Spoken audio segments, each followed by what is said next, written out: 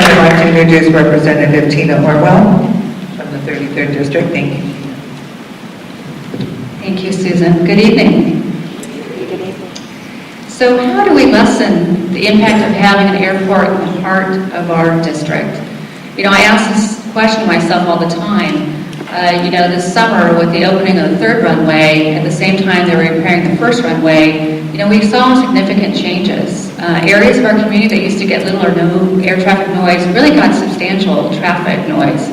And other areas saw an increase in noise, and many of the people describe it as pretty much unbearable during the summer, how much air traffic noise. So I think it's an important issue. I'm glad you're coming out to make your voices heard. One of the things I started doing this summer was researching other airports, looking at community agreements and what other areas were doing. In fact, I told the port every time an airplane wakes me up, I'm going to get online and do more research. So I actually got a fair amount of work done.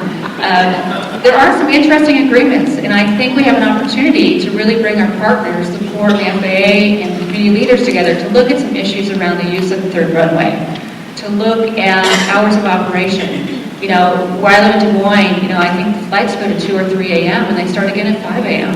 It's just throughout the night, and I think that really has impacted a lot of people in our community. So I really hope we can use this opportunity to really do some community agreements and put some understanding around the use of the third runway in evening hours and other things. So we have an important next step.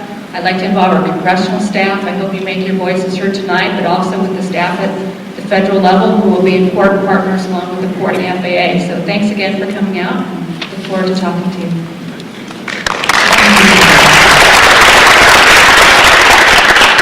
Next, I would like to introduce King County Councilwoman Julia Patterson. Julia, thank you for being here. Thank you, Susan, and thank you, Dave, for making a special effort to invite me. I missed the first meeting, and I'm no longer in the state legislature with these great elected representatives that you have, but as a county council member, this issue is still extremely important and relevant to my work.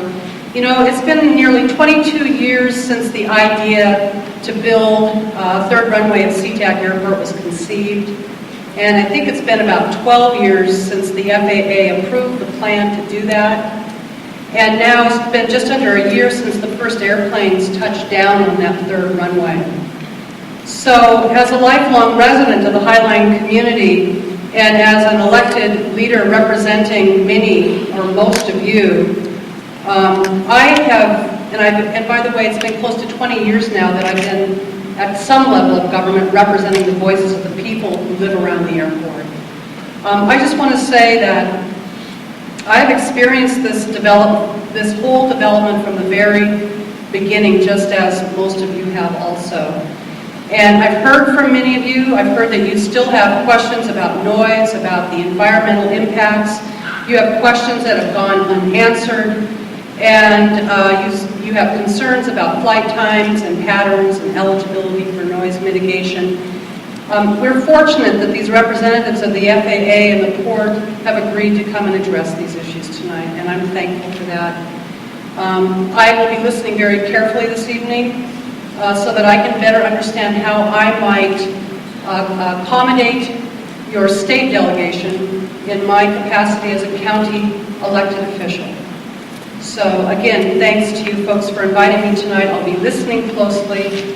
And before I sit down, I also want to thank all of you who've been emailing me and calling me, and some of you have actually come downtown to the courthouse. Thanks for your effort to keep me informed and keep me in the loop. Thank you very much. Thank you, Julia. Now I'd like to welcome our port representatives who are here to answer your questions, and I think they're going to be giving you a presentation, so perhaps if you want to wait till their presentation, or you guys can think your questions. So please welcome Stan Shepard, Linda Pellegrini, and David Sumi to the podium.